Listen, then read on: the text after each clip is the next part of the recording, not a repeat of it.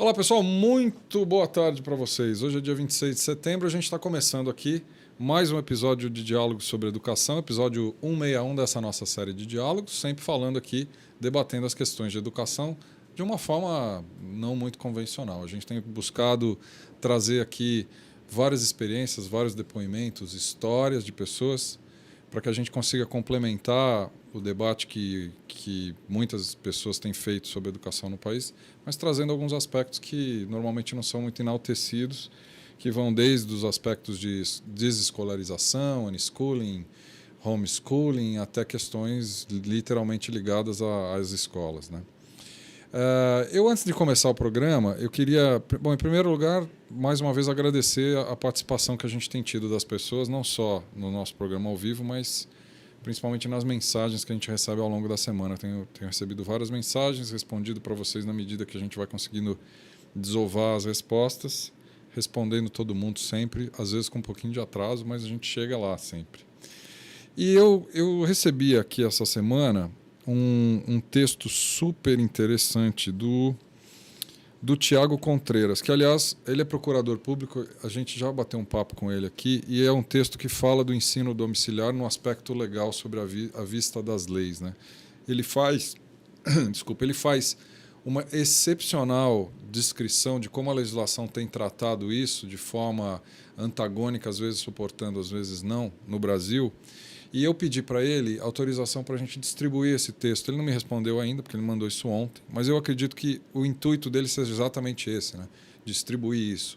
Assim que eu receber a autorização dele, a gente vai disponibilizar o texto para todo mundo que acompanha a série, para que vocês possam ter acesso às reflexões do Tiago, que é um procurador público, é especializado em direito, em constitucional administrativo e fez uma excepcional ponderação sobre o tema. Eu estou dizendo isso porque muitas pessoas têm perguntado para a gente isso, né? Sobre legalidade, sobre como as questões jurídicas estão tratando, principalmente essa questão do ensino domiciliar, do unschooling, e o Tiago fez um apanhado muito bacana sobre isso.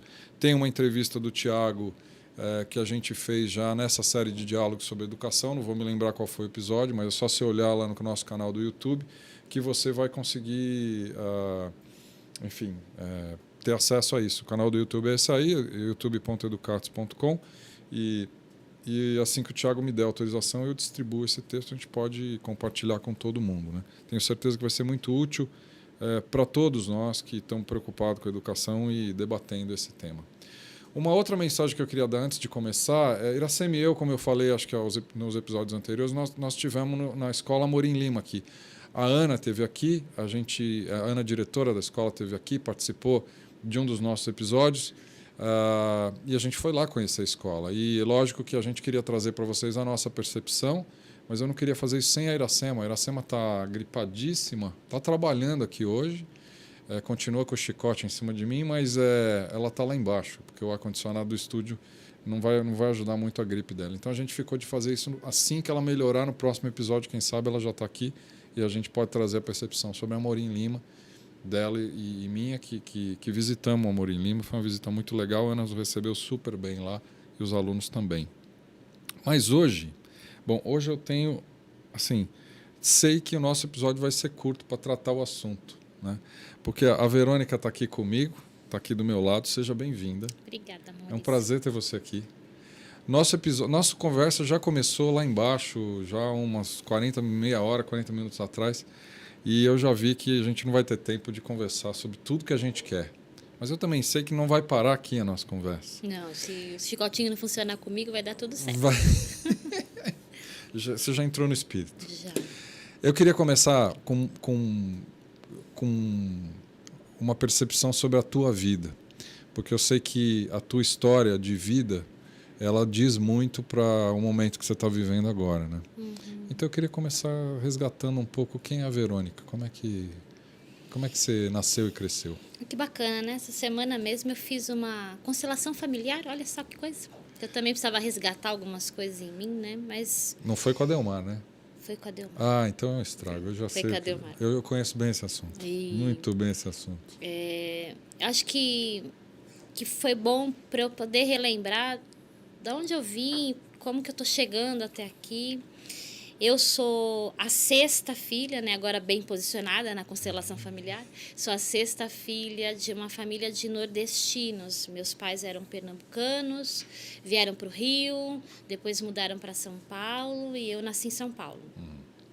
No meu parto, a minha mãe teve um problema que ela teve complicação, eu fui nascida FOSP, e aí quebraram a minha clavícula e eu fiquei 1 ano engessada. E isso causou uma paralisia, atrofiou meu músculo, meu nervo, e meu braço é atrofiado. Seu braço direito. Meu braço direito, é. Mas foi uma coisa assim que traumatizou mais os meus pais do que a mim, eu diria, porque eu cresci muito nesse controle, nesse cuidado, nessa bolha, eu chamo de bolha, né? Mas aos 6 anos a minha mãe morreu e meu pai, com uma garotinha, porque os meus irmãos são mais velhos que eu, a minha irmã a mais velha é 12 anos mais velha e o outro é 10 anos mais velho que eu. E aí minha mãe morreu, eu fiquei, meu pai, militar aposentado já, uma menininha de 6 anos. Aí ele, por causa desse cuidado, dessa bolha que ele criou, ele me colocou no colégio interno. E aí foi aí que eu descobri que de anjo e monstro é um passo, entendeu? Fiquei 2 anos num colégio interno, brigando para sair de lá. Essa é a verdade, assim. Descobrindo coisas em mim, né? Então eu fui percebendo que eu tinha um pequeno tubarão que me impulsionava a ir um pouquinho mais longe. E foi assim que eu saí do colégio interno transformada. Eu entrei meiga, menininha, dócil, sabe aquela garotinha boazinha, assim, que não responde, que não se posiciona, e saí uma pessoa diferente. Você me contou essa história do tubarão que eu não conhecia, e eu acho que você tinha que repetir essa história do tubarão, porque eu não sei se a maioria das pessoas conhecem, e ela faz o maior sentido aqui. Como é que é essa história do tubarão? Bom, há uns anos atrás, muitos anos atrás, eu ouvi que tinham alguns pescadores que queriam ganhar a concorrência dos japoneses na pesca, porque eles traziam os peixes e automaticamente eram todos vendidos. E aí eles foram descobrir que os japoneses tinham um navio com um tanque dentro do navio, onde eles iam a alto mar, pescavam esses peixes, e esses peixes vinham vivos, né? E aí eles fizeram a mesma coisa. Navio, tanque, peixe vivo e vieram. Só que, de novo, os japoneses ganharam a concorrência. Vendiam muito mais rápido, muito mais peixe, e eles ficaram encafifados querendo descobrir o que é isso. Por que disso? Aí eles colocaram uma pessoa dentro do navio lá dos japoneses para descobrir e foram de novo para alto mar e descobriram uma coisa simples, que os japoneses dentro do tanque dos peixes colocavam um tubarão. E esse tubarão fazia os peixes ter muita adrenalina, esses peixes chegavam muito mais vistosos, antenados, querendo ser vendidos, né? E eles vendiam. E aí eu descobri que o tubarão era a diferença. E eu também descobri isso em mim. Fiz essa relação quando eu ouvi essa história de que o meu braço direito era meu tubarão. Genial. Né? Te deixa esperta. Assim, viva. Não adianta se fazer de vítima, não adianta se fazer de coitada, porque não vai mudar nada. Aí você não vai chegar onde você quer.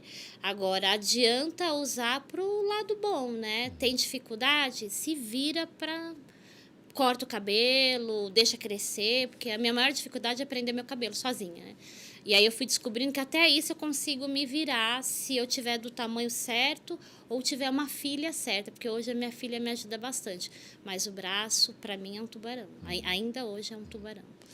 Isso é encarar uma diversidade de um lado extremamente positivo, né? Porque você transformar essa diversidade que... Bom, você nasceu e cresceu com ela. Ela está aí presente desde que você conhece por gente, né? Sim.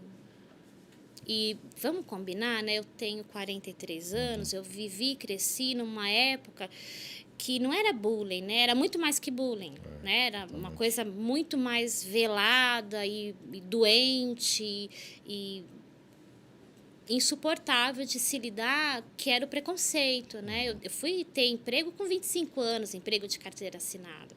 Porque jovem, o que jovem consegue antigamente? Hoje nem tanto, mas era recepcionista, era alguma coisa que você tinha que ter boa aparência, você tinha que ter... Imagina, pobre, negro e deficiente, meu, amarguei até os 25 anos para ter carteira assinada. Discriminação, se sentiu muito?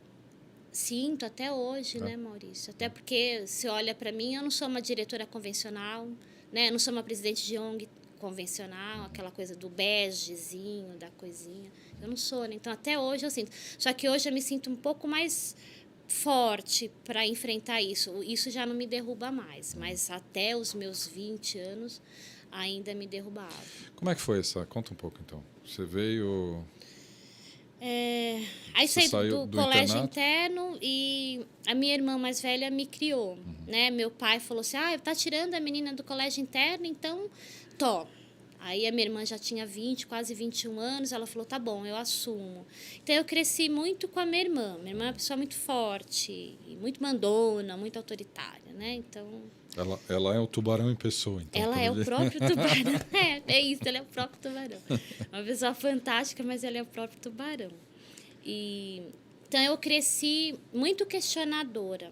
Acho que foi uma das coisas que mais me fizeram ser a pessoa que eu sou, que tudo para mim eu tinha um porquê, né? Hoje eu tenho um filho de 6 que faz um monte de pergunta para mim, eu cresci assim, né? E por que não? Era a pergunta que eu mais fazia. Por que não? Por que eu não posso? Por que eu não tenho? Por que eu não sou? E eu fui crescendo e descobrindo que se eu não fosse atrás, eu não iria descobrir nunca, porque a bolha ainda existia. Porque a minha irmã também me colocou numa bolha, né? Ela chama, enquanto eu chamo meu braço de tubarão, ela chama de preguiçoso. Olha que coisa...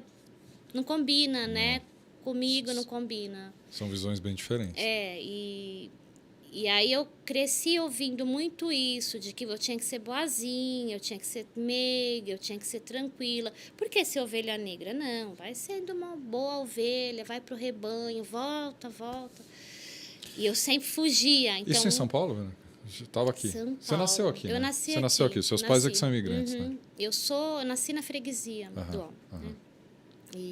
Mas era uma coisa assim, vamos combinar, né? Há 20 e poucos anos atrás ainda tinha coisa, imagina 40, né? Então eu tive uma adolescência rica, porque a minha irmã casou e foi morar no centro da cidade. Então eu vi um monte de coisa bacana. A Avenida Paulista foi o meu parque de diversão, a Praça Roosevelt e a biblioteca que tem dentro da praça ali. Perto da Santa Cecília, tem uma biblioteca, esqueci o nome agora. Era o meu quintal, né? Eu gosto muito de ler. E isso foi me tornando uma pessoa um pouco mais ativa e curiosa. Sou muito curiosa. Mas comecei a questionar a vida, né? Por que não? Por que tantos nãos para alguns e tantos sims para outros? Por que Deus privilegia um monte de gente, deixa de ajudar outras tantas? Comecei a questionar Deus, questionar a religião.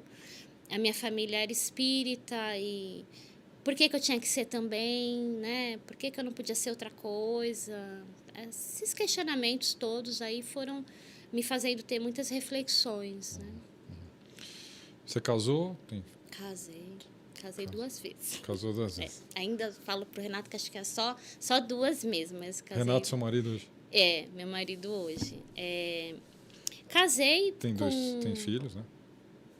Casei com 25 anos, tenho 2 filhos. Eu tenho uma menina do primeiro casamento, que hoje vai fazer 17, a Lohane. E tenho o Heron, de 6, que vai fazer 7, com o Renato.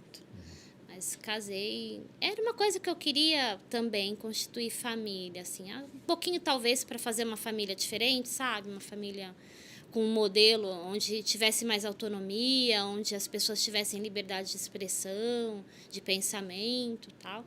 Eu casei muito com esse sentimento de que eu queria que fosse diferente, assim. E hoje eu sou muito feliz. Minha filha é muito independente. Ela consegue se expressar bem, consegue definir coisas bem. Eu olho para ela e falo assim, que bom. Se hoje eu fiz um bom laboratório com ela, porque ela é bem dinâmica, assim, autônoma, eu diria, né? Ela realmente sabe o que quer E isso eu olho para ela, eu enxergo aquela Verônica de 6 anos que queria ser independente quando fez greve de fome no colégio interno. Isso que é bacana. Ela não precisou fazer greve de fome. Ela foi criada para o mundo, assim. Que é uma das coisas que eu falo para minha família hoje. As pessoas precisam ser criadas para viver. Não pode ir para uma bolha ficar presa. Porque também, quando você sai da bolha e se você não estiver preparado, o mundo te engole, né? Fácil. Como é que entra o tema empreendedorismo social na tua vida, assim, de repente? Você Lá tem seus para os filhos? lá para os meus 17, 18 anos, que eu era muito questionadora, eu comecei a ver muita injustiça no mundo. Aí eu comecei a procurar trabalho voluntário. Aí eu comecei a envolver todas as pessoas que eu conhecia nesses trabalhos, né? Ficava inventando moda e carregava meia dúzia. O último trabalho forte que eu fiz voluntário foi dentro de um orfanato, até eu engravidar. Até eu casar, engravidar, e ia aos finais de semana com um grupo de amigos, nós ficávamos com as crianças, brincávamos, trazíamos essas crianças para casa. Era um trabalho bem forte e ficava super feliz. Todos os domingos eu não ficava em casa, eu ia para o orfanato, assim, num lado oposto da minha casa. Mas lá para mim foi uma grande escola de perceber, né, que tem muita gente largada no mundo e que tinha muita potencialidade, assim. Eu via criança, jovem, quis até adotar uma Próximo da garotinha. tua casa? Não, longe pra caramba. Eu moro na Zona Norte, eu ia em Parelheiros. Freguesia da Zona Norte aqui de São Paulo. Eu ia para Parelheiros, um longe. orfanato assim, atravessava a cidade. Mas foi bacana, foram anos felizes e que a própria dona do orfanato falou para mim: você está muito tempo aqui, agora você engravidou, é melhor você dar um tempo. Porque para as crianças foi frustrante me ver grávida, né? Então ela preferiu a gente cortar. E eu acabei engravidei, cuidei, abri uma bomboniere, larguei o mundo corporativo, porque eu entrei no mundo corporativo querendo um pouco provar que eu podia, né? Eu entrei muito para isso, não era para ganhar dinheiro, porque ganhar dinheiro eu já estava ganhando, fazendo outras coisas. Mas eu queria ter a carteira assinada, sabe? Ter aquele gostinho de falar, eu posso. Mas quando eu quis engravidar, eu falei, não, eu preciso parar e pensar. Eu resolvi abrir uma bomboniere com uma amiga. E aí eu engravidei e fui cuidar desse período, assim, da minha filha, da gravidez, que não foi uma gravidez tranquila, foi uma gravidez de risco, né? Eu tive a pressão muito alta e ela nasceu de 8 meses, então, assim, eu tive que parar um pouquinho e cuidar de mim e cuidar dela, que também foi bacana, foi uma coisa bem empreendedora para quem falava que não ia ter filho nunca. Eu mesmo? Você tinha esse discurso? Tinha esse Você não só tem os seus filhos, olha como tem os filhos dos outros. Agora você vai contar essa história ainda, mas enfim. E aí foi isso. Aí eu já estava com uma criança linda, fofa, né? E eu não sabia direito cuidar, porque eu nunca tinha tido contato com criança. Acho que o primeiro empreendimento foi a bomboniere mesmo. E por causa da gravidez complicada, eu precisei largar isso. E aí eu comecei a perceber como eu gostava do terceiro setor, né? Como era bacana ver que dava para fazer um trabalho voluntário. Me envolvi muito sendo voluntário, através do trabalho do voluntariado. Mas aí, quando a Lorraine nasceu, eu parei um pouquinho com isso, virei mãe mesmo, aquela coisa de mãe em casa, cuidando, educando. Assim, fiquei com ela 2 anos diretos. Mas em 98, a Lorraine tinha 1 ano e meio. Eu tinha um irmão, meu pai casou pela 3ª vez. E eu tinha um irmão, meio-irmão, que era 14 anos mais novo que eu. Então, assim, eu já tinha casado, já era adulta, e ele era nosso filhote, né? A mãe desse meu irmão morreu quando ele tinha 8 meses, e de novo a minha irmã mais velha pegou para criar. E meu pai também morreu, né? Então ele ficou órfão de pai e mãe, e quem criava era minha irmã. Em 98 ele era fanático por futebol, brasileiro típico, São Paulino roxo. Estava jogando bola dentro da quadra de uma escola e numa discussão de bola, de drible, de coisas assim, ele discutiu com o garoto falou que ia matá-lo. Ele foi uma coisa assim, vou te matar, tá bom, vai matar, então sai do jogo. Foi essa a resposta que os garotos deram pro menino. Só que 15 minutos depois ele voltou armado, botou todo mundo para correr e falou pro meu irmão, e agora? né? E assim atirou, meu irmão deu um azar danado que pegou a aorta e ele teve uma hemorragia. 15, 20 minutos depois ele faleceu e foi até um motorista de táxi que estava, que é bem numa avenida, a escola. O motorista de táxi viu todo o movimento, entrou, ainda encontrou vivo, chamou o resgate, mas por causa da hemorragia ele veio a falecer. E aquilo me chocou muito, assim. Não pela morte em si, que foi violenta, bruta, mas me chocou depois. Eu fui pro pronto-socorro e eu dei de cara com a polícia no pronto-socorro procurando a família da vítima. Porque naquela época ninguém tinha celular e só estava eu, porque só eu tinha ido pro pronto-socorro. A minha irmã que criou, né, ele não tinha condições, então eu larguei a minha filha com a minha irmã e eu fui para o pronto-socorro. E aí a delegacia estava esperando algum familiar porque tinham prendido o garoto que matou. E eu cheguei na delegacia junto com esse Menor garoto. também de idade? 14 anos. 14 anos. Os dois, o meu irmão e o garoto. Uau. E lá na delegacia foi, acho que, um grande... uma grande surpresa para mim, quando eu perguntei para ele por que ele tinha feito isso, porque afinal de contas ele estava estragando a minha família, mas a dele também. Aí ele falou para mim, tia, eu não sei. Com um olhar de medo, de pavor, de não sabia mesmo o que estava fazendo. E eu preferi guardar essa imagem, Maurício, porque foi essa imagem que me fez descobrir que eu tinha que descobrir por que ele tinha feito aquilo. O que o levou, então, a fazer aquilo? E foi assim que eu resolvi, junto com um grupo de amigos, que a gente já estava querendo fazer uma coisa além orfanato, a gente abriu uma ONG chamada Mensageiros da Esperança. Então, Mensageiros nasceu um pouquinho dessa tragédia, assim, que para alguns foi uma tragédia que queria explodir, né, o mundo, e para mim eu queria saber por que ele tinha feito aquilo. Fala um pouco da ONG. Estou mostrando o site aqui da ONG, Mensageiros da Esperança. Mensageiros da Esperança vão fazer 15 anos esse mês, dia 23 de outubro. Mensageiros nasceu dessa vontade imensa que eu queria entender o que aconteceu dentro das favelas, dentro das comunidades, né? E eu fui fazer uma pesquisa junto com um grupo de amigos, entender como que funcionava. Para mim era uma pesquisa. Para os nossos amigos era fazer um trabalho voluntário também. A gente começou a captar alimentos, porque para você entrar numa comunidade, às vezes você precisa ter um motivo para entrar lá, né? Você não vai entrar lá à toa. E aí o nosso motivo foi distribuição de cesta básica. E a gente começou a captar cestas, alimento, batendo de porta em porta, da maneira mais difícil. Batendo de porta em porta, montando essas cestas todo mês. E escolhemos uma dessas comunidades para trabalhar.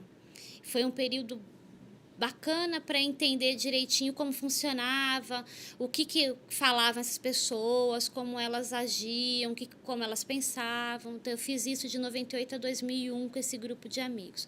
Nós distribuímos cesta básica uma vez por mês e uma vez por semana nós dávamos palestras para essas pessoas de tudo.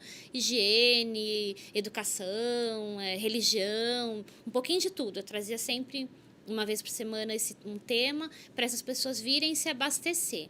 E aí eu descobri duas coisas.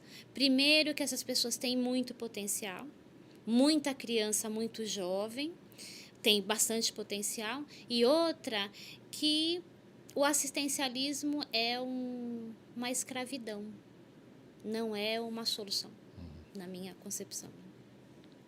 Você entrou dentro da favela, você foi para onde? Para qual? Jardim Damasceno e Jardim Vista Alegre. Que são Brasilândia. Brasilândia, Zona Norte também, Zona de São Norte Paulo, né? também. Próximo da onde eu... Próximo onde você está, né? morava.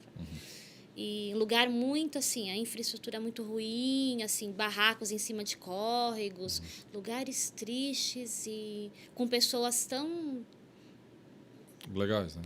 cheias de vida, potenciais mesmo. Pessoas que tinham tudo e talvez não tivessem nada. Ia depender da porta que fosse aberta para essas pessoas. E aí foi assim que eu pensei, a gente tem que fazer alguma coisa diferente. A gente está fazendo a mesma coisa que todo mundo faz. Levar cesta básica, assistencialismo só, né? E aí eu comecei a encontrar as mesmas famílias em outros lugares. Aí eu percebi que eu me matava para conseguir cesta básica e eles iam em vários lugares pegar outras cestas básicas. E aí a gente começou a descobrir que não era esse o caminho. Pelo menos não era o caminho que eu e o Flávio, que é vice-presidente hoje, queríamos seguir, né? E 2001 aconteceu uma chuva muito forte na região onde a casa estava instalada, e nós tivemos que desocupar o lugar. Aí foi aí, em 2001, final de 2001, que a gente fechou para Balanço, os Mensageiros, para entender como é que nós iríamos atuar daí para frente. Porque começou a ter um incômodo, metade do grupo queria uma coisa, a outra metade queria outra, e aí, em 2013, nós retomamos o trabalho num novo modelo, um modelo mais voltado para a educação, arte e cultura, muito arte e cultura, né, nessa época, e mudamos a missão dos Mensageiros. A gente não atendíamos mais para entregar a cesta básica, essas coisas. Nós tínhamos um olhar mesmo para a educação. Formar as pessoas. Formar as ajudar pessoas. Elas a se desenvolver. Ajudá-las a se desenvolver usando cultura e arte, que foi o primeiro passo que a gente Ensinar usou. a pesca japonesa com tubarão no... Não, ainda tubarão não. Tubarão é mais pra frente. Só a pesca. A pesquinha cavara normal, sabe aquela pesca normal? Foi isso que a gente fez. E aí, pessoas começaram a se aproximar, mas a gente descobriu que não dava mais para ser uma vez por mês, nem uma vez por semana, tinha que ser de segunda a sexta. Isso financiado por vocês mesmos? Vocês mesmos. Primeiro erro, viu? Primeiro erro. Porque financiamos até hoje, muita coisa a gente ainda financia. Agora estou aprendendo, né? Mas até 2005 não teve aprendizado, foi só bolso, bolso, bolso. Né? Muito meu, muito do Flávio. Algumas pessoas contribuíram, mas assim, muito em cima do que a gente trabalhava, e que eu trabalhava no mundo corporativo, e a ONG a gente ia sustentando. Seu salário ia parte para a ONG? 48% do método, contadinho assim. Não era tão parte assim, era metade. Não era tão parte, era quase, para não falar metade, né? 48%. Isso, 48%. Mas foi aí que eu comecei a entender que era isso que eu queria fazer. Né? Quando eu comecei a perceber que a educação era bacana, que as pessoas se desenvolviam, que eu não precisava mais ir até a favela, era eles que vinham até nós. E outra coisa bacana que eu descobri, que não eram as famílias que vinham até nós, eram as crianças. Sozinhas, Maurício, sozinhas, se inscrever nos nossos cursos. Em busca de uma perspectiva melhor, no aprendizado mesmo. De aprendizado, vontade de fazer coisa legal, porque tinha capoeira, tinha artes plásticas, tinha música, né? Então, elas queriam coisas diferentes, né? Mas eu tinha uma coisa comigo ainda, eu queria atender jovem, porque quando o Tiago, meu irmão, morreu, eu fiz uma promessa lá no caixão mesmo, sabe aquela coisa de velório, aquela coisa chata, né? Que eu já falei que no meu eu não quero. Eu falei para ele, eu vou salvar pelo menos 2 para substituir a sua vida, porque ele tinha acabado de passar no Laboratórios Axé, sabe? Tinha um programa no Laboratórios, nem sei se ainda tem, para aprendiz, menor aprendiz. Ele teve que estudar e ralar para entrar.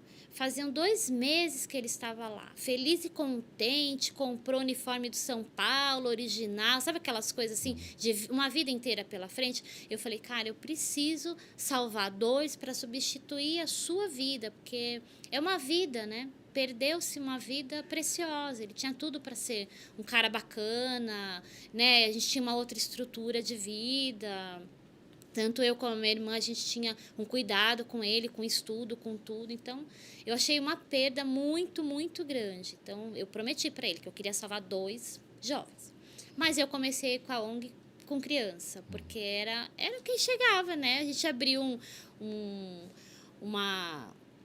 No dia que a gente fez o cadastro, as pessoas achavam que era sexta, mas não era um cadastramento cultural. Eu queria saber quem ia ao cinema, ia ao teatro, quem gostava de pintar, era um cadastramento cultural. Nós cadastramos 400 famílias. Uau, né? Aí eu falei, e agora? Como que a gente vai atender tudo isso? Não atende, não dá. Que responsa, cara. Aí a gente começou com pequenas parcerias e abrindo a instituição o dia inteiro, assim, que foi um primeiro grande passo, assim, em 2003, quando a gente abriu o dia inteiro. E eu trabalhava fora, então eu viajava muito.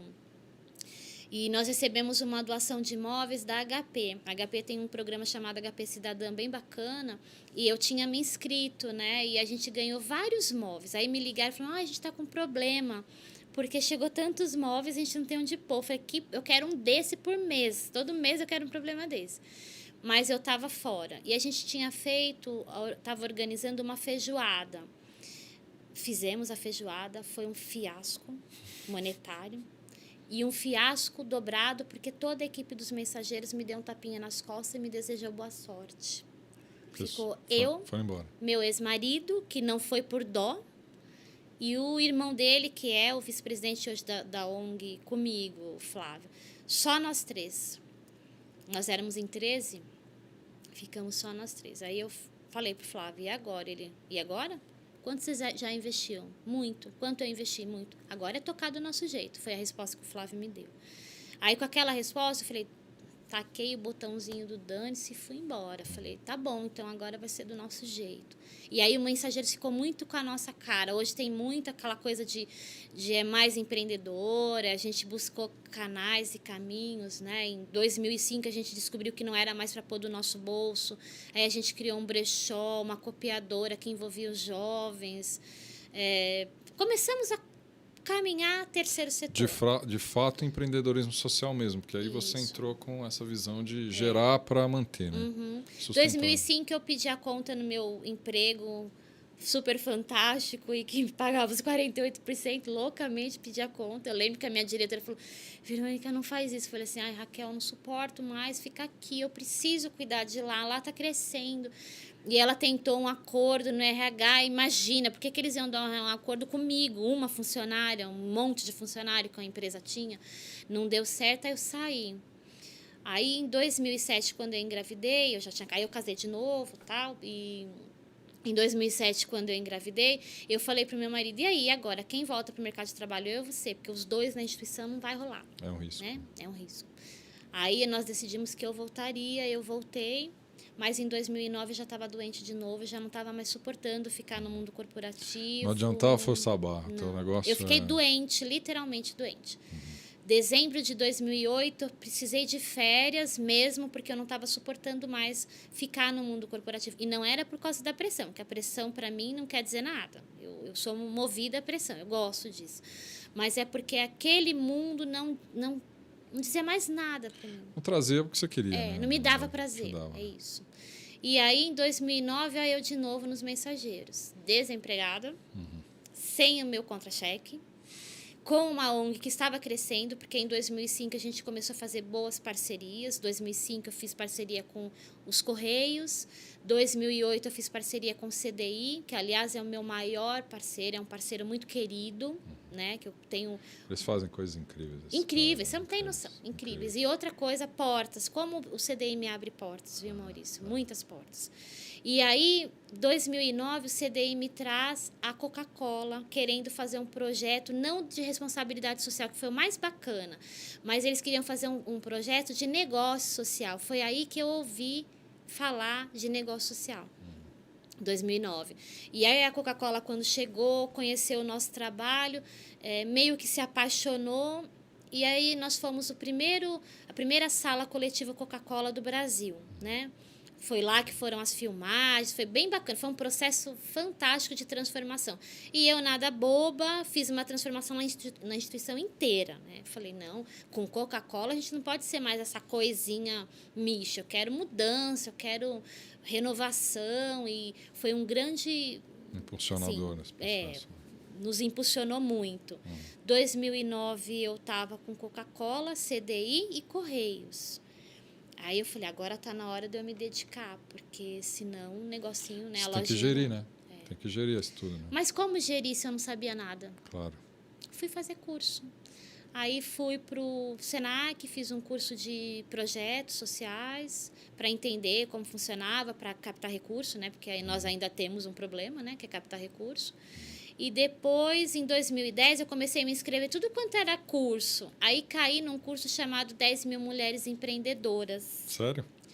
Da GV, patrocinado pela Goldman Sachs. Aí eu falei, vou me inscrever nesse negócio? Vamos ver o que dá. Me inscrevi E não é que foram me chamando? Aí eu passava em uma, em outra, eu falava assim pro povo, gente, eu vou para a próxima etapa dos 10 mil mulheres. Aí fui para os 10 mil mulheres. Hoje eu sou uma das 10 mil mulheres. Que né? legal. Cara. Que foi muito bacana a network, o que eu aprendi de administração, que eu não sabia nada, era uma analfabeta em administração. Em comunicação, que embora eu tivesse feito jornalismo, assim, a parte assim, de mostrar, de ter um logo bacana, essas coisas todas eu aprendi nos 10 mil mulheres. E a network que você faz, né? Eu conheci pessoas sensacionais. Bacanésimas, assim, que tenho amizade até hoje.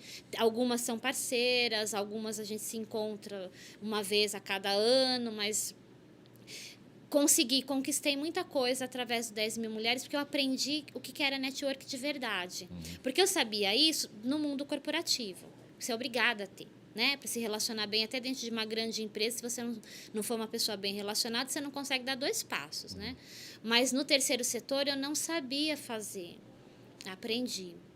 Depois dos 10 mil mulheres, eu tive um consultor bárbaro. Um fofo, assim. O Matos é um fofo, adoro o Matos. E ele falou assim para mim, o negócio dos mensageiros não é negócio, é educação. Quando você focar em educação, que é o que você fala com brilho nos olhos, com paixão, pronto, aí você vai se redescobrir. Mas eu tinha uma copiadora que dava um trabalho do cão e tinha um brechó, tem um brechó. Aí ele falou assim, olha, não é isso. Isso foi em segundo semestre de 2010. Eu só fui desmanchar a copiadora em 2012. Obedecendo as ordens do Mato, fazendo as minhas lições de casa só em 2012. Mas a gente foi aprendendo que eu tinha que trazer um recurso para substituir esses recursos, né? Mas a gente começou a perceber que estava dando certo fazer artesanato com material reciclável, fazer algumas coisas. A gente fazia árvore de Natal desde 2005. A gente começou a sair do nosso mundinho Brasilândia, atravessamos a ponte através do nosso artesanato. Isso foi bacana. A ponte né? de São Paulo, veio para o centro de São Paulo. A gente saiu de Brasilândia e ultrapassamos a ponte. Só para o pessoal entender, Brasilândia fica a zona norte de São Paulo. Periferia de Zona Norte. São Paulo é cercado por 2 rios, basicamente, né? O Rio Tietê na parte norte, Pinheiros, parte oeste e sul. E quando a gente fala atravessar a ponte aqui, significa atravessar um desses rios, ou para a periferia ou para o centro da cidade. Né? Isso, foi isso mesmo. E atravessando a ponte nisso, a gente começou a perceber que a nossa oficina de arte, que era uma oficina para as crianças, para as mulheres da comunidade, estava se transformando num negócio. Porque aí a gente começou a ir para balcão de cidadania, dentro de shopping, eventos. E aí o Renato é artista plástico, ele começou a fazer cenografias, árvore de Natal. Isso começou a chamar a atenção. 2009, quando a Coca-Cola chegou, ela viu muitos ícones dessas coisas que ela gosta e utiliza hoje no projeto dentro lá dos mensageiros. Então, o Mensageiros começou a ter esses 2 nichos, educação e negócio social, para sustentar a educação. Agora, em algum momento da sua vida, entrou uma escola nessa jogada de verdade, né? Quando você fala de educação, mas eu sei que hoje você tem um colégio lá. Depois que a gente começou a fazer um trabalho bacana nos mensageiros, as pessoas começaram a prestar atenção no que a gente fazia, né? E eu conheci a dona da escola dos meus filhos, nem era minha amiga nem nada, mas ela admirava o trabalho. Quando ela resolveu sair dessa área, ela tinha uma escola já há 21 anos. Ela bateu lá nos mensageiros e começou, né, jogar aquela coisa, não quero mais escola. E eu preocupada, meus 2 filhos na escola dela. Estudavam lá. O que será que essa mulher vai fazer? Pensei eu, né? Aí ela falou, vou fazer o que você quiser, porque eu gostaria que a escola fosse para você. Aí quando ela falou para você, eu fiquei 2 minutos, não entendi, não articulei bem. Não caiu a ficha direitinho. Aí chamei o Renato, falei, Renato, vem cá ouvir essa história. Ele veio, ele falou assim, é isso mesmo, ela está querendo passar a documentação para você. Aí eu fui embora pensar. E eu falei, quando eu fui pensar, o Renato falou assim, você quer escola, né? Eu falei, eu quero, não é um braço de tudo que a gente faz. Imagina pegar uma criança de 1 ano e meio e entregar com 17 anos. É isso que eu queria, que eu quero, né? Eu falei, tem todo sentido. Mas cadê dinheiro? Né? Não tinha dinheiro. Imagina, para a ONG eu já patinava, imagina com a escola. Aí eu estava com uma pessoa, ela falou assim, meu marido acabou de se aposentar, minha filha é já minha amiga, né? Eu tinha um relacionamento com ela. E ela falou, será que você não quer uma sócia? Eu falei, cara, nem pensei nisso, não pensei. E também não pensei e aceitei.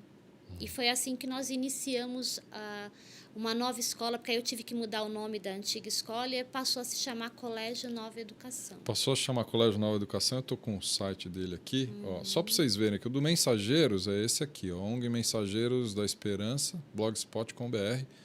E tem o da escola, tá aqui, Colégio Nova Educação, blogspot.com.br.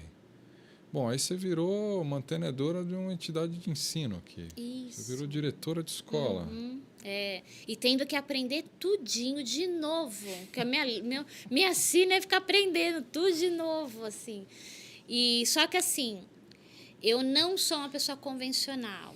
Eu acho que o ensino, ele, do modelo que ele está, né, que a grande maioria tem, já não está mais funcionando para essa meninada que está nascendo, né? Essa última leva, eles querem muito mais do que eu e você tivemos. Não tenho a né? menor dúvida disso. Então, eu falei, para assumir um colégio, ele não pode ser no modelo tradicional, porque eu acho que dá muito trabalho à escola para eu fazer uma coisa que eu não gosto. E aí a gente começou a pensar num modelo educacional e eu cheguei a alguns modelos, tá? Porque não está fechado 100%. A gente começou com sócio-construtivismo, que a escola que eu peguei já tinha essa coisa do sócio-construtivismo. Eu me aprofundei um pouquinho. Tinha tudo a ver com a ONG, né? Sócio-construtivismo e a ONG.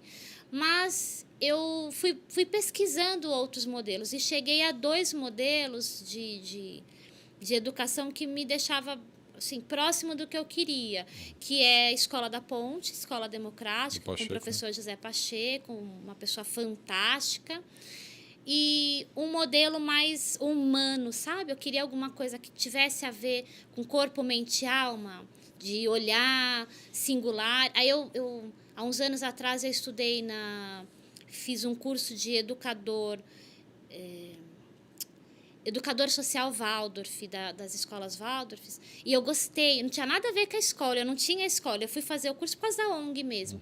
E aí eu queria misturar esse modelo, mas aí eu descobri que tinham tantas ferramentas, eu fiquei meio confusa. Como que a gente ia humanizar essa escola? Como que a gente ia, sabe, traduzir o que eu estava querendo de singularidade, de corpo, mente e alma? Como falar de tudo isso junto com autonomia, com responsabilidade, com protagonismo. E hoje essa escola está híbrida, assim, aquela coisa de cuidar do corpo, mente e alma e cuidar também do cara ser crítico, ter visão de mundo, ter autonomia, responsabilidade. Então, a gente está criando um modelinho aí misturado com escola democrática, José Pacheco, e integral. Modelo integral? Do Instituto Integral Brasil, Uau. A gente está começando, nós estamos namorando, né? A gente tá, mas, assim, é isso que eu quero. Eu não sei se eles querem tanto quanto eu quero, mas é esse modelo que a gente está desenhando para a escola. Um modelo onde a gente possa ensinar para as crianças o que é nível de consciência, como que elas precisam se educar emocionalmente e como elas precisam ser autônomas. Aí a gente vai para a escola democrática. Gente, é uma soma aparentemente muito bem escolhida, na minha opinião, aqui.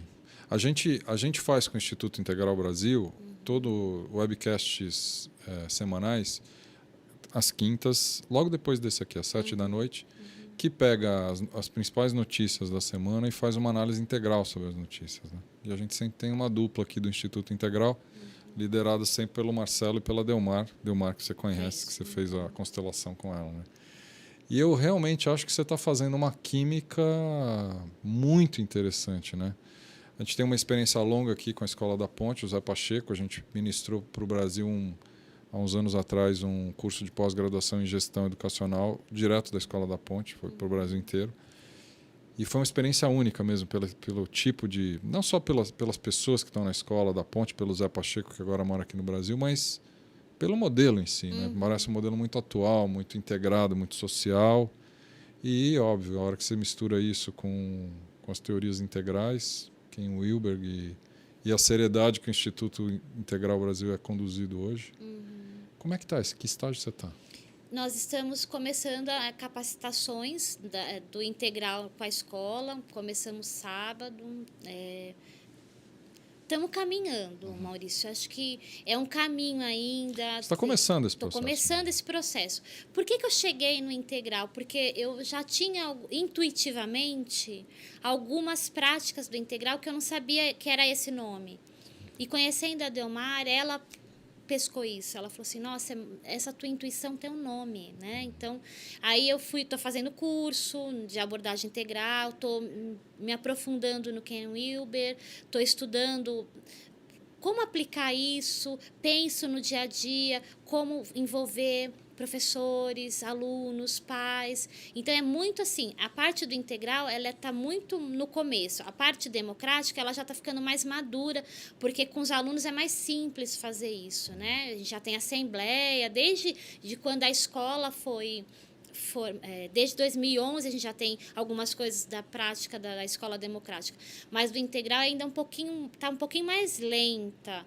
Mas eu diria para você assim que cada coisa que eu vou aplicando, que a gente vai aplicando um pouquinho de cada vez, está surtindo um efeito dos alunos serem mais tranquilos. Eu tenho adolescentes assim que não tem em qualquer escola. Eles são calmos, eles são amigos, eles são transparentes, eles não têm medo de falar das emoções, dos sentimentos. Então, a gente está trabalhando pouco a pouco com isso. Então, assim, essa soma, que ainda está no início, eu sou muito favorável de que vá crescendo no decorrer dos anos aí, né? Como a gente combinou, que ainda é um projetinho pequeno, uma semente, né? Mas é enriquecedor de ver. Já surte efeito. Ô, Verônica, que da educação tradicional, essa educação média que a gente tem hoje, que por todos nós passamos e a maioria das crianças tem passado, que dessa educação te incomoda, que você acha que é um problema que você gostaria de não ter no Colégio Nova Educação? As avaliações, né? Que aluno tem que fazer prova para provar que é bom, né? Eu acho que esse modelo já não combina mais, até porque o aluno é avaliado continuamente, ele entrou na escola, ele é avaliado, ele tem que ser observado, ele tem que ser visto, e às vezes eu estou num péssimo dia, vou fazer uma prova e vou bem mal, né? E aí, o que eu faço? Então, acho que a prova é uma coisa que a gente está trabalhando muito no colégio. Hoje a gente só tem prova bimestral, mas a gente quer quebrar. O ano que vem no regimento a avaliação não vai ser via prova. A gente está criando um novo modelo de avaliação. Criando não, né? Porque não precisa inventar a roda. Tem uma série de escolas aí aplicando outros modelos de avaliação. Isso me incomoda. E a outra coisa é todo mundo igual, sentado, um olhando na nuca do outro. Aquilo também me incomodava, assim. Ninguém é visto, sabe? Ninguém é ouvido. Modelo escolinha mesmo. E aí, isso a gente está quebrando, assim. Todo mundo em roda é melhor, todo mundo falando é melhor. E uma outra coisa que me incomoda é o modelo professor sabe tudo e o aluno eu chamo de anta de zoológico. Não é isso. Até porque o aluno ensina tanto, mas tanto para gente, porque quando ele não ensina, ele te faz refletir, pelo menos. Então, essa coisa do professor ser um pouco mais, não quebrou, isso já não existe mais. Até porque a gente não domina tudo mesmo, né? Então... E você acha que essa é uma trajetória de quanto tempo para você conseguir chegar numa escola, você fazer da Nova Educação um colégio diferente?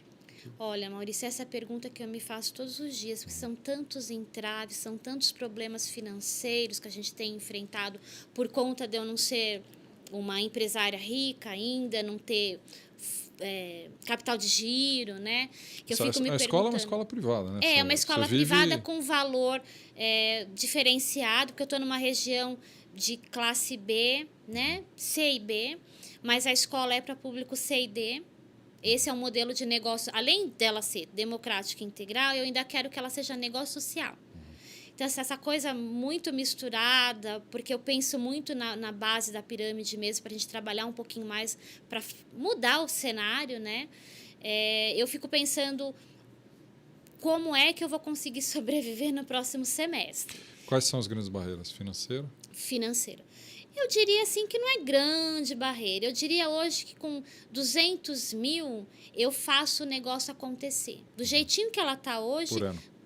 assim, se eu tiver sabe, alguém aplicando, deixando ela aí sobrevivendo junto com as mensalidades chegando, porque os pais têm, a maioria paga, né? Eu tenho alunos bolsistas de 100%, mas são os alunos da ONG. Mas eu tenho os outros que pagam. Só que não paga aquele valor exorbitante. Paga um valor que a gente acredita que é justo, né? Que dá para suprir as nossas necessidades. Se eu tiver um investimento aí de 200 por ano, para a gente conseguir dar corpo, acabar de sistematizar um modelo educacional e começar a trazer, melhorar a divulgação, marketing, que eu preciso de dinheiro para essas coisas. Eu diria que em 5 anos ela vai ser uma escola referência mesmo. Pelo menos referência na Zona Norte, que é a minha pretensão. Quantos alunos você tem lá? Hoje eu tenho 66. Capacidade para quantos alunos? Capacidade confortável, uns 150 alunos. Confortável que eu diga assim, que eu acredito que uma sala tenha que ter no máximo 15 alunos. Eu, Verônica, acredito nisso. Muito mais que isso, você já perde a mão. Aí lá onde eu estou instalada hoje, caberia 150 alunos. Tem aqui o site, de novo, queria mostrar o site da escola. Está aqui, ó, Colégio Nova Educação. Colégio Nova Educação, blogspot.com.br, para quem quiser dar uma olhada, tem várias coisas aí. Ó, eu botei um mapa de Brasilândia aqui, só para as pessoas entenderem onde a gente está, né? São Paulo, tem o centro de São Paulo aqui, Avenida Paulista e tal. Mais ou menos nessa altura aqui tem os rios, né? Tem um rio aqui, Pinheiros e Tietê em cima, e o Pinheiros que passa mais ou menos a parte de baixo aqui. Brasilândia está aqui, a zona norte da cidade, né? Do outro lado do rio, como a gente diz aqui. Né? Como é que a comunidade acolheu esse movimento todo teu ali na região? Porque a ONG está lá também. A ONG está na A Brasilândia. A escola também. Na freguesia. Que é do lado, que é né? do lado, bem pertinho, do lado aqui. Isso, ó. bem do lado. Para quem quer ver o mapa, está aqui bem aqui na freguesia. A comunidade... Tem alunos... Você falou, você tem alunos da ONG que vão estudar, tem alunos de Brasilândia na escola. E assim, na verdade, muitos dos meus alunos da escola também são de lá, né? De lá. Mesmo que não são da ONG, são do bairro, né? Eu acho que está acolhendo bem. Acolhe bem a ONG, né? Hoje a gente está num lugar bem avenida principal, então a gente tem bastante pessoas que vão até lá, porque a gente tem um brechó, então as pessoas conhecem muito a instituição, porque o portão é aberto, né? Aquele modelo de portão fechado, é um portão aberto. E a escola, eu ainda estou sendo acolhida, porque a gente nem começou ainda a fazer o trabalho que a gente tem que fazer com a comunidade do entorno da escola. Então, eu diria que na escola eu ainda estou engatinhando pelo acolhimento ali daquela região. Mas, enquanto alunos e as pessoas que estão na escola, elas gostam. Eu percebo que tem um encantamento de perceber assim que não é um modelo tradicional, né? Não é aquela coisa, o filho é visto, eu sei o nome de cada, pelo menos hoje eu sei o nome de cada aluno, né? A ideia é que eu saiba sempre. E conheço bastante assim de cada personalidade, que é esse nosso intuito. Então eu acho que as famílias começam a perceber que os filhos são amados, né? Confiança, né? Você está desde quando com a escola que você comentou? Eu estou com a escola desde fevereiro de 2011. Que é pouco tempo ainda. Na verdade, você está aprendendo os primeiros passos ainda. Não sabia nada. 2011 caí de paraquedas total. Assim. Não sabia nem lidar com a delegacia de ensino. O supervisor que me ensinava. Aliás, os supervisores ainda me ensinam coisas, né? Quando eles vão lá. Como é que você está se sentindo hoje, depois dessa história toda? Quantos anos da morte do seu irmão? 15 anos. Foi em junho de 98 e a ONG vai fazer 15 agora, em outubro. Eu diria, Maurício, que é bom entender que eu não fiquei sofrendo, sabe? É bom entender que a morte é um processo da vida e que a morte brutal tem que ser evitada, né? Assim, tem que morrer? Vai morrer de outra coisa, sabe? Vai morrer quietinho, à noite, dormindo, do coração, de outras coisas. Não assassinado, assim. Não um garoto matando outro garoto. Então, assim, não uma vida interrompida, né? Não é isso, uma vida interrompida. Bruscamente interrompida. E as duas vidas, tanto a de quem matou como a do meu irmão que morreu. Porque quem matou também não viveu mais normal, né? Ele também se transformou numa outra pessoa. Então, acho que, olhando, eu vou fazer 15 anos. A minha filha, eu falo que a minha filha mais nova está fazendo 15 anos. Eu sinto muito orgulho de não ter desistido e de ter fincado o pé, porque não é fácil passar por todos os perrengues, porque eu escolhi uma maneira difícil de fazer as coisas. Eu não fui bater primeiro na porta de alguém que tinha grana e falar, quer me ajudar a fazer, criar isso, criar aquilo? Eu falo que eu vou aprender a fazer diferente, né? Mas ainda não sei fazer. Então, eu tenho muito orgulho de toda essa trajetória. Olhar para trás e ver os 15 anos se passando. E tem um monte de case de sucesso. Você olha para os ex-alunos, cara entrando na faculdade, trabalhando com o que ele gosta, se formando. Chega em mim e fala assim, esses dias mesmo foi um aluno lá muito bom e falou, preciso de R$150. Eu falei, para quê? Eu preciso fazer a inscrição na faculdade até hoje. A minha mãe não tem, ninguém tem, eu vim aqui atrás de você. Puta, me deu um orgulho, Maurício. Isso não tem preço, entendeu? E eu acho que é isso que a educação precisa, de gente com bastante vontade, amor e sentindo orgulho. Essa história não vai acabar aqui, porque a Verônica ainda vai... Bom, a gente ainda vai falar muito sobre isso, porque nós vamos certamente querer te ajudar de alguma maneira, né? E contar essa história ao longo do tempo, porque mais do que o resultado, o que vale é a trajetória que você está usando, a energia dessa tragédia que aconteceu com seu irmão, toda essa energia de tubarão que você armazenou no seu braço direito e obviamente está colocando isso a serviço de todos nós, né? Só para vocês saberem, a Verônica vai estar no TEDx Vila Madalena esse sábado, tem um TEDx aqui na Vila esse sábado. Os ingressos estão esgotados para variar, mas o evento vai ser transmitido ao vivo no site do TEDx Vila Madalena, que está anunciado aqui. Então, quem quiser assistir o talk da Verônica vai poder assistir ao vivo e depois, obviamente, o vídeo vai para a internet, vai para o site do TED e vocês vão poder acompanhar. Vai começar a transmissão por volta de 7 horas da noite, o evento... As apresentações começam às 7, a transmissão começa um pouco antes e vocês podem acompanhar. Vai ser, aliás, um evento incrível aqui que a Iracema montou para nós, com pessoas também fantásticas. O Elcio, que já esteve aqui, estou vendo aqui algumas pessoas, algumas caras são conhecidas, né? O Elcio esteve aqui, o Beto esteve aqui, Monja Coin vai estar lá, a Verônica está aqui. Então tem um monte de gente conhecida aqui e vale a pena porque... Você vai trazer um bom pedaço da sua história aqui em alguns minutos, né? Tenho certeza que o pessoal vai curtir. Cara, é emocionante ver essa energia tua depositada numa coisa tão nobre e tão idealista, assim. Onde é que você se vê daqui, sei lá, 4, 5 anos? Você acha? 4, 5? Sem estar sentada na cadeira de presidente dos mensageiros, isso é minha meta, preparar alguém para sentar na minha cadeira, né? Estou renovando a... Porque você preside a ONG, né? E não quero mais fazer isso. E tá contando essa história no mundo. É isso que eu quero. Assim, até porque eu acredito muito no poder da palavra, né? E colocar essa energia para fora e buscar troca, conhecer isso em outros lugares e para um outro país, conhecer como funciona lá, como que dá certo lá, conhecer outras escolas, outros modelos, para ir fortalecendo o que a gente tem.